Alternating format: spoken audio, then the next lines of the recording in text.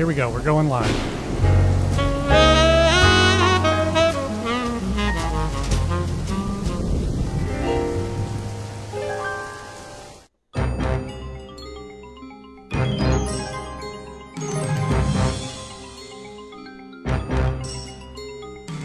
Stories in time and space, told in future tense.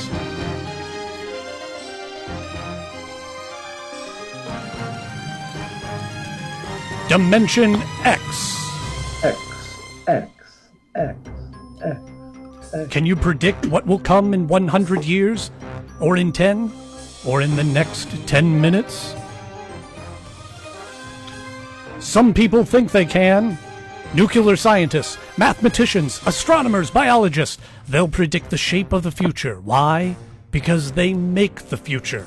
Because they see beyond the known dimensions of time and space into the unknown Dimension X. We go ahead in time now to 1965. We're on a vast concrete runway set in the desert of the Southwest. A giant metal ship stands before us, prow pointing for the stars. And in 5 minutes, the signal will flash and it will tear up through the atmosphere to the outer limits.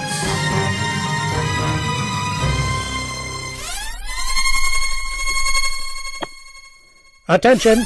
Attention! Clear the field for takeoff! Clear field for takeoff! 5 minutes, Steve. Right. Warm her up, Charlie. Turn her over.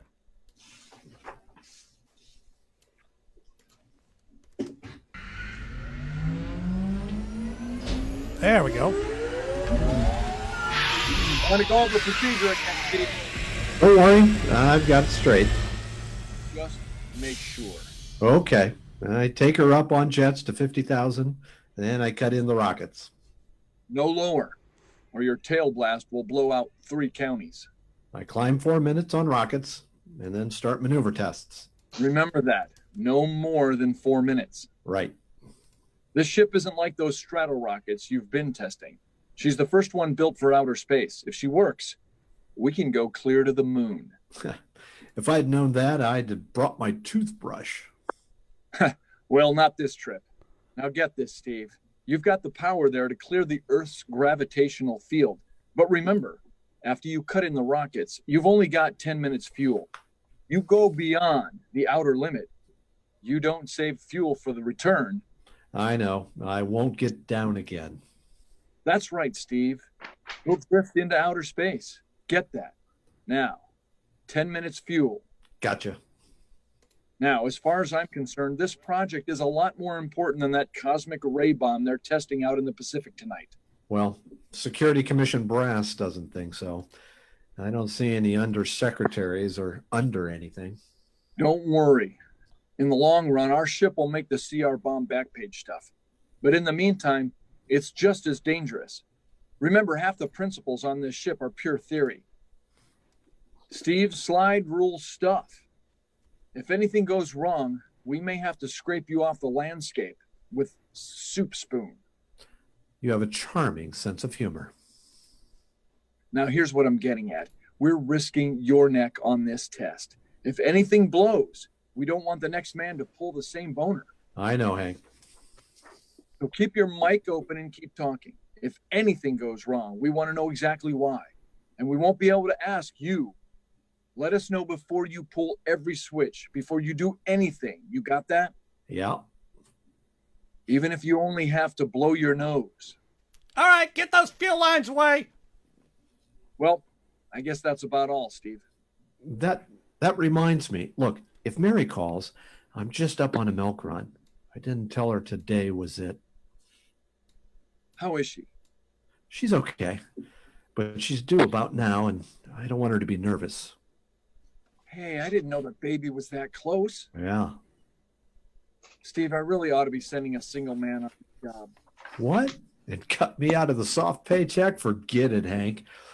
You know I can't get anybody else who can take 15 G's acceleration when those rockets cut in. Yeah, I know. Well, it's time, Steve. Yeah. Well, see you later. Don't worry, Hank. I'll sweat for both of us. Button her up, Charlie. Yeah.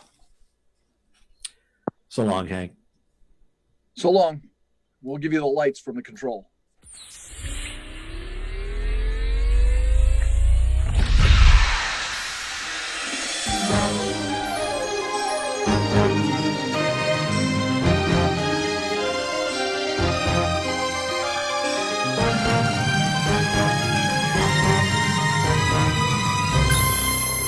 X2R to control. X2R to control. Are you there yet, Hank? Okay, Steve. Got you on the speaker. I'm ready to go. Mr. Hansen. Ready on radar, Charlie? Check. Mr. Hansen, you better see this. What is it, Elsie? Message sent in for Steve. Mrs. Weston just left for the hospital. What? Hello, Steve? What? Stand by a minute. Shall we hold the takeoff, Mr. Hansen? What? Oh, yes. No, wait. Just a minute. It's too late now. Aren't you going to tell him? Maybe he's got enough to worry about. Hey, what's holding it up, Hank? Something on your mind? No, it's nothing, Steve. I just wanted to say good luck. Clear for takeoff, Charlie? Right. Okay. Give him the light.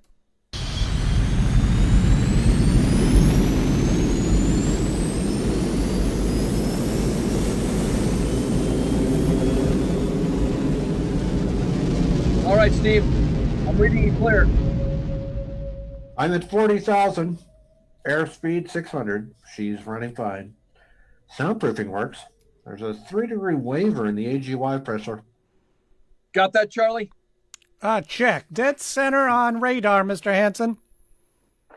50,000 now. Cutting out the port jet. Now the starboard. I'm off jets. Airspeed dropping. Opening the rocket selects. Switch sticks a little, Charlie. Actually, out the hull. Pressure is 350. All right, now I'm advancing the ignition key. Here goes rocket 1.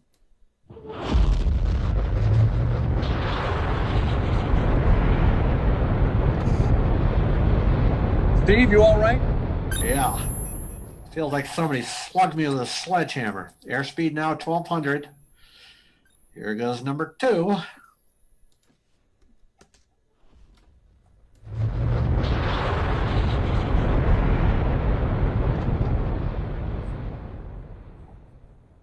Hello, Steve. Elapsed rocket time is now 4 minutes. What's your altitude? Over to you.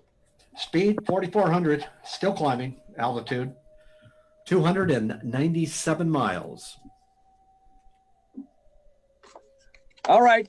You're in outer limit. Level off for maneuver test. You've got exactly 6 minutes fuel left. Okay. Starting a 3-degree left bank. It's a little sluggish. There. That's all right now. There's a low vibration someplace. Maybe the cockpit hatch. Now I'm straightening out. 5 minutes fuel left. Now I'm starting a 3-degree right. Hey, What's the matter? What's wrong? there's something up here. Something shiny. What are you talking about? There's something above me, Hank. I'm going to chase it. Steve, you're at the outer limit now. I can see it plain now. Steve, don't go any higher. You've got only 4 minutes left. You've only got...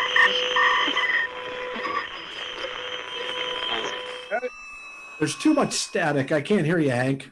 It's dead ahead now. I'm going to make a pass at it and get a good look. Hey, it's swerving to meet me. It's dead ahead now. It's dead ahead.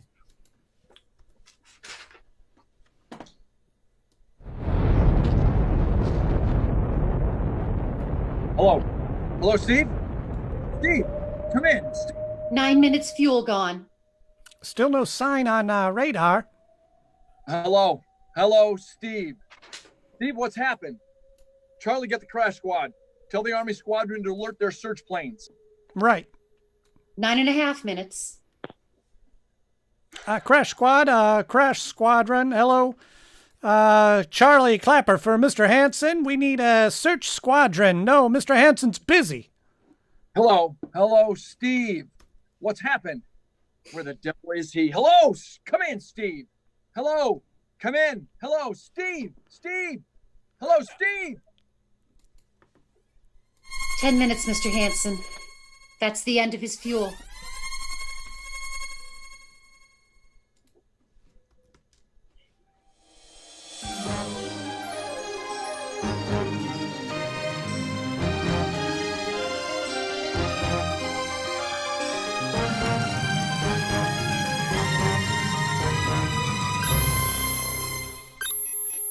How long has it been now? 10 hours, Mr. Hanson. Nothing more on radar, Sergeant? Screen's blank. Colonel Corelli called in. Search planes are back. They didn't find anything. There should be some trace. Well, he couldn't have bailed out, could he? No, you don't hit that silk at 4,400 miles an hour. He either went past the outer limit and ran out of fuel, or something blew, and we'll find the pieces scattered from here to the coast. Why does it always have to be the best man? Always the best man. I'll get it. Control. Yes, I'll take it. Is that so? All right. All right, I'll tell him. All right. Charlie, you know, we've got to figure out what went wrong. Yeah. Something must have blown. Mr. Hanson, Yes. there's a message from Northside Hospital for Steve. Mrs. Weston's fine. It's a boy. Oh. Thank you, Elsie. It's a boy, Charlie. Oh. Fine. It's a boy. He didn't even know she went to the hospital. How am I going to tell Mary that? It wasn't your fault, Mr. Hanson. The ship had to be tested. Yeah, and we'll build another one and fly some other fool. We'll shoot past the outer limit into space. I'm getting old, Charlie. You can remember when I used to take them up myself. Now I've got to send other men.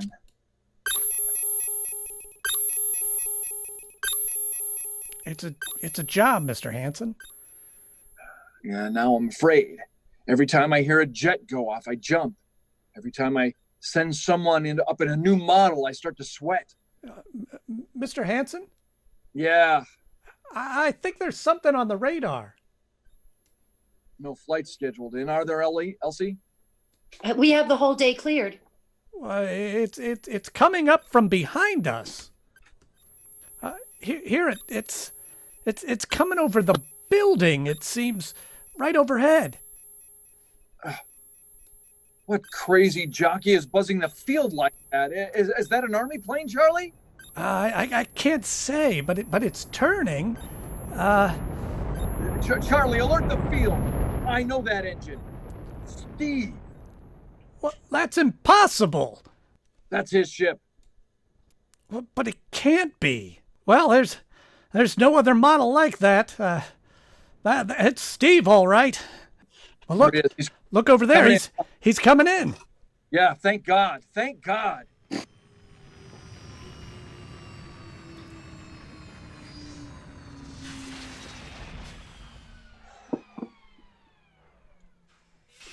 All right, sit down, Steve. The quicker we get this done, the quicker we get you over to see Mary and the baby.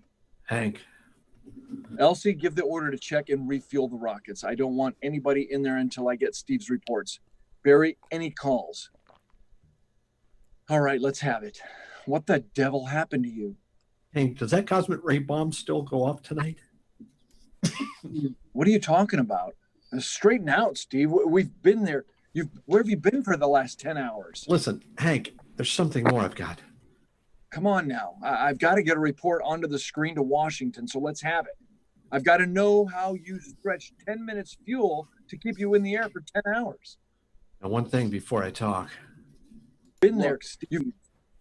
Have the Geiger men run over the ship before they refuel. What did you run into? So help me, Hank, I don't know. We better check to make sure it isn't radioactive. Elsie, add a Geiger report to the standard check. Hey, Steve, maybe we better have the doc look you over. No, I'll be all right. They said I'd be all right. They? Look, son, I know you've had a rough time, but we've had this field on alert for 10 hours. One of the Army boys cracked up looking for you. He's hurt pretty bad. So let's have the story, all right? That's great. I don't know how to tell you, Hank. I saw something up there. At 300 miles. I chased something up there, Hank, and I caught it. Now, don't hand me Listen that. to me. I was cruising along, just starting the right bank when I spotted something. Must have been going half my speed. It was egg-shaped and smooth. I made a pass at it. I was coming back for another, and then there was a humming sound. Humming? Sort of a vibration, and it blacked out. I was headed straight for it at 4,400 miles an hour, and I thought it was going to be the biggest smash since Hiroshima. And Hank, is there a drink in that bottle? Never mind that, Steve. What happened? I came to inside their ship.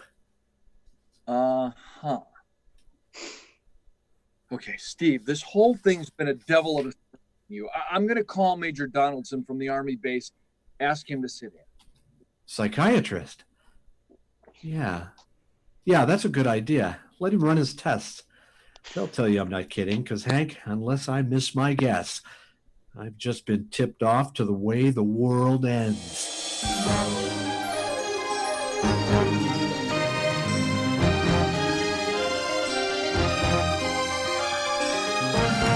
All right, Mr. Winston. Suppose you continue your story. Yes, let's have it, Steve. You woke up inside this ship. Yes, and the place was jammed with machinery, dials and blinkers, and I couldn't recognize anything. And you were surrounded by these men from Mars? I didn't say anything about men from Mars. I didn't even say they were men. I couldn't see them clearly. They were just there. And where did they come from then? Another galaxy, millions of miles outside of our solar system. That's all I know. You figure out where they came from. And they came all that distance to find the Earth? Yes. They tell you that?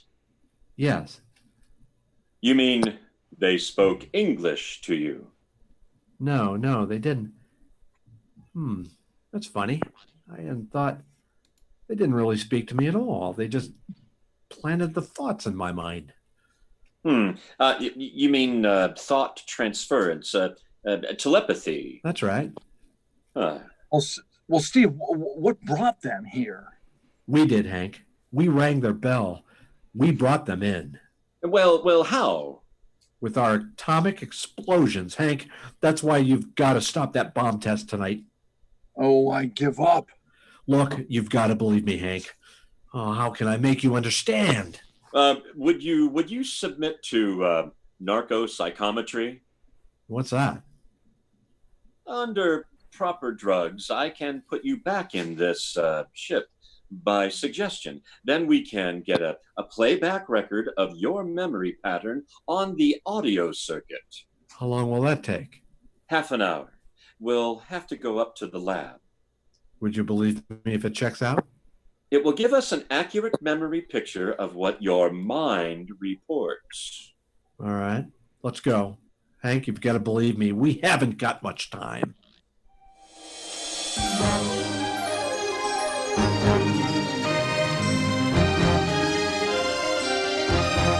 You should be getting drowsy now.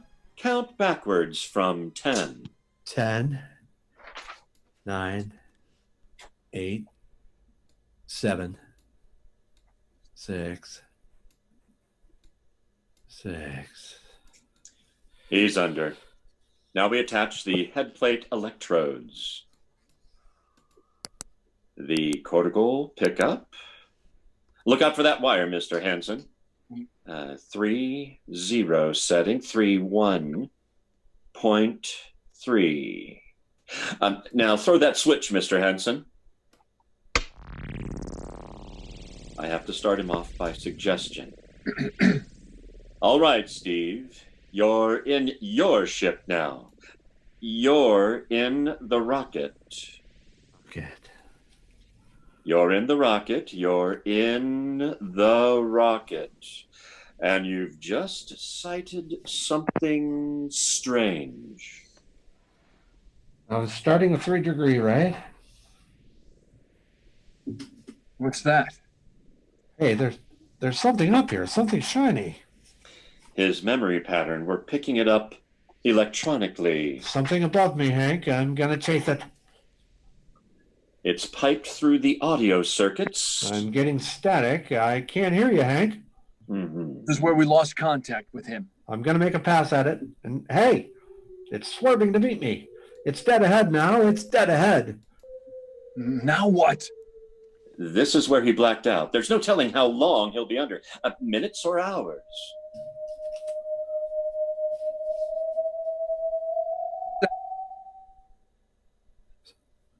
I don't know. Quiet. Where? How did I get here? What? Who are you? Is he seeing them? Intergalactic Patrol? What's that?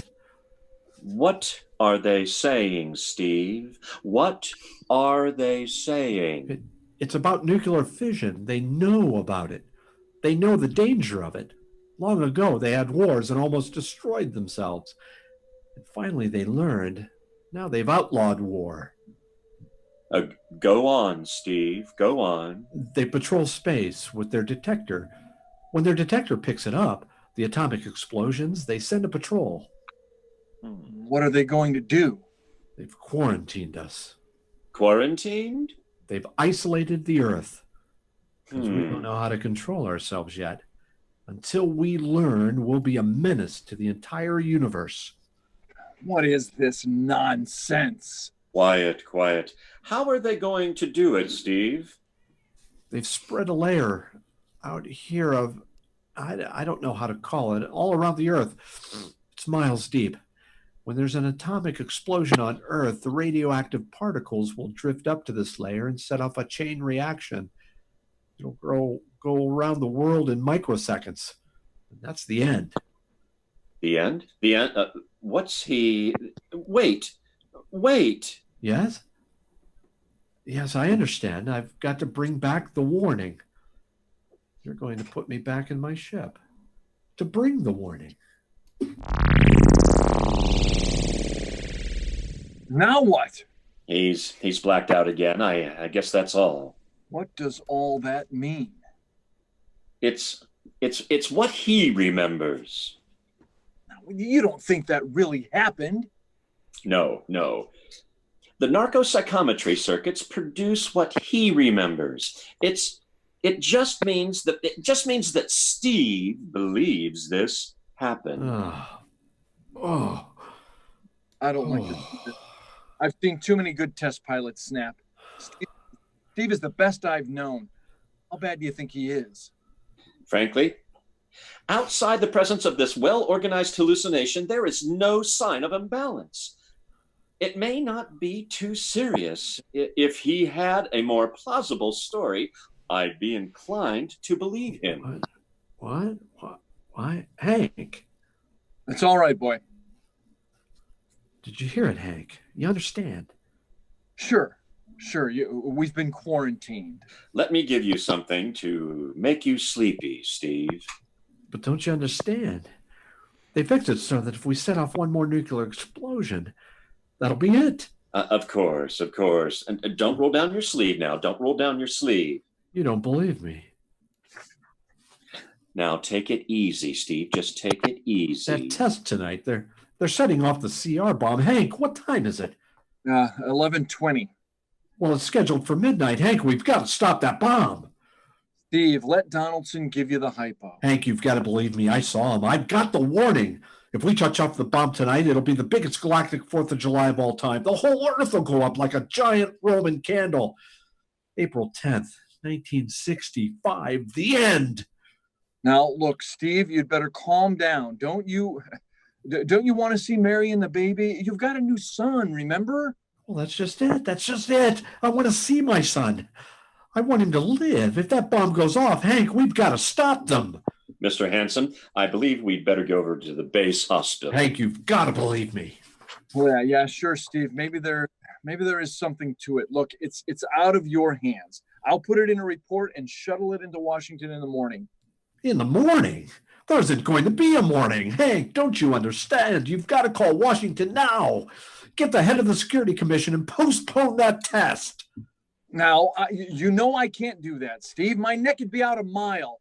Besides, this is 1965, not 45. 20 countries have the atomic bomb now. What's the use of stopping just this one? The rest will keep on happening. They'll keep popping them off. Well, we'll just have to call the international conference. Can't you understand, Hank? The first one goes off, finishes us all. It's the end. They've given us the quarantine warning. Steve, I think you better go with us to the base hospital. But... Look, Steve, we can call up a detail if we have to. All right. All right, I'll go with you. I don't need a straitjacket. That's the way, Steve. You'll probably feel better by morning. Let's go. Well, Steve, tomorrow I'll drop you over to the hospital. Mary and her. Look, that's under the floodlight. Pretty, huh? You'll be flying her again soon. Don't worry. Yeah, I guess so. What's she doing out of the line? They refuel her? Yeah, we got Clausewitz coming in tomorrow from Denver for another test. Figure we give you a day off. That's good. That's fine. Hey!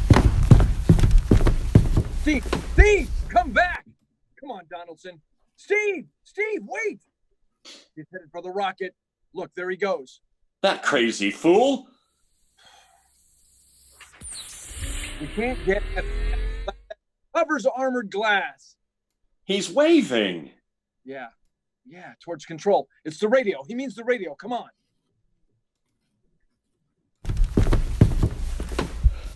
Oh, I should have gotten help. Okay, good thing this radio's still hooked up there. Hello, Steve? Listen to me, Hank. You got to call Washington now. Come on out of that rocket, Steve. I'll call my medics. Don't try anything, Hank. They've refueled the rocket for tomorrow. Take it easy, Steve. You know what'll happen when I fire this rocket tubes down here. Steve, don't. It'll burn out every building for 5 miles. All of us in one big flash. Okay, Steve, what do you want? You've got to stop that bomb. You got to call Washington right now. They won't believe me. You make that call or I'll cut in the rocket. Now, I mean it, Hank. You hook my screen up to yours by parallel. I want to see exactly what you're doing. All right. And just don't fire those rockets. Get going, Hank. You've got 12 minutes to make that call and stop that bomb. All right. I'm making the parallel hookup right now. Donaldson, do you think he'll really blast? I don't know. Up to now, I'd almost say he was normal. But now, he's liable to do anything, Hanson. Steve, in there. Are you getting it on your screen? Yeah. Now put that call through. All right. Operator. Busy screen to Washington. The visit screen circuits are busy, sir. You'll have to try back in an hour. This is Security Commission priority. Break in and get me a line. Yes, sir. Just a moment, please. 10 minutes, Hank.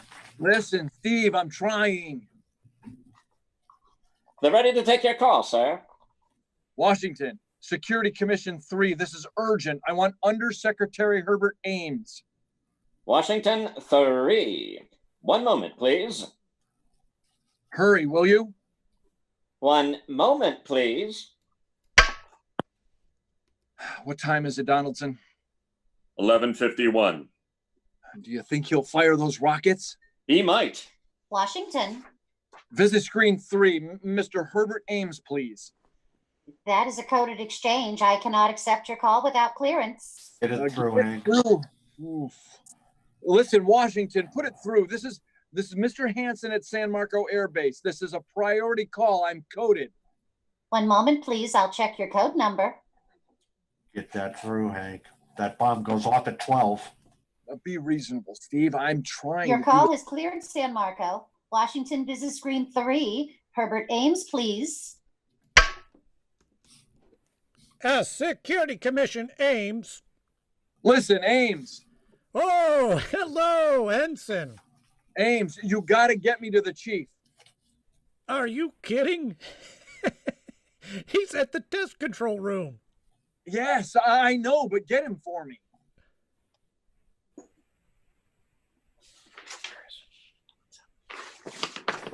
Right, What's up? You look lousy, or is it a bad circuit? There's no time. I've got to get him before the test. It's about the CR bomb. I can't take that responsibility. Get that through, Hank, or I'll blast. What's going on over there? Ames, my project has a high enough rating. This is a priority A call. What? Okay, well, it's your neck. I'll try and get him for you.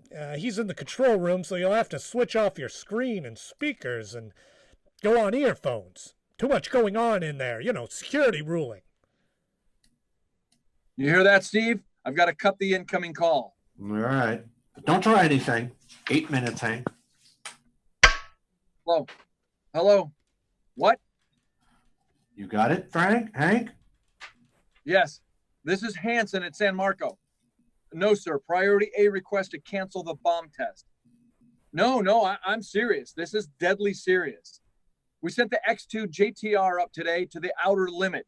We've uncovered evidence. Yes, on the automatic instruments. What's that? No possible chain reaction. No, I can't tell you the whole story. There isn't time here. Yes, I'll bring the readings into Washington in the morning. You've got to postpone the test till you see them.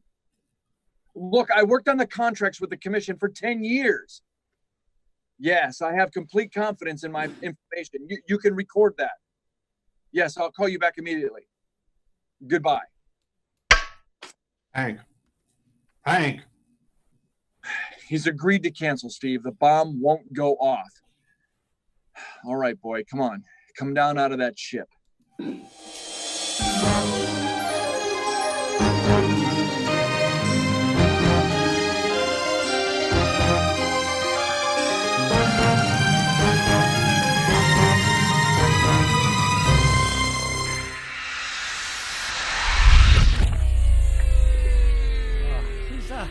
He's opening up. Here he comes. All right, Steve, come on down. Sure, Hank. Just a second.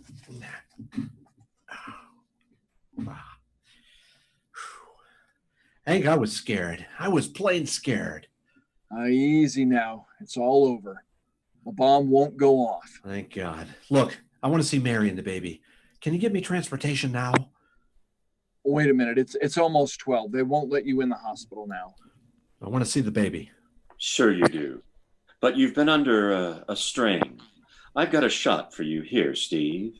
It'll give you a good night's sleep. All right? Now just roll up your sleeve. All right. Yeah, here. There. That'll make you sleep. Charlie will find you a bed. Yes, sir. Come on, Mr. Weston. Okay. Good night, Hank. I'm kind of beat. It's been a tough night. It sure has. I thought for a minute that he was going to blast those rockets and send us all to Kingdom Come. Yeah. Quite a stunt getting that ray bomb test called off. It isn't called off. But the chief said. Ames couldn't get the chief. I was talking to a dead circuit. The bomb goes off in a couple of minutes. Oh. Well, poor Steve. He was one of the best. He was the best. 1 in 10 million. Some story of his, poor guy. For a while, he almost had me believing in that quarantine. That's a very common delusion, by the way. End of the world. Yeah, I suppose so. It's a nice night. Never saw the stars so bright. Yeah. We'd better be getting in. The The wind is kind of cold. The bomb goes off in 30 seconds. You know, Hanson, there's just one thing. Yeah? It's outside my field, but I'm curious. How did he keep that ship in the air for 10 hours with only 10 minutes worth of fuel?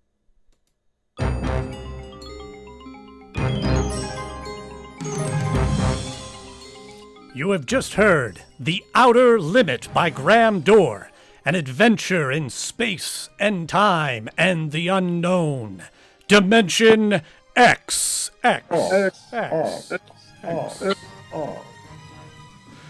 Tonight's story, transcribed on Dimension X, The Outer Limit by Graham Dorr, was adapted for radio by Ernest Knode.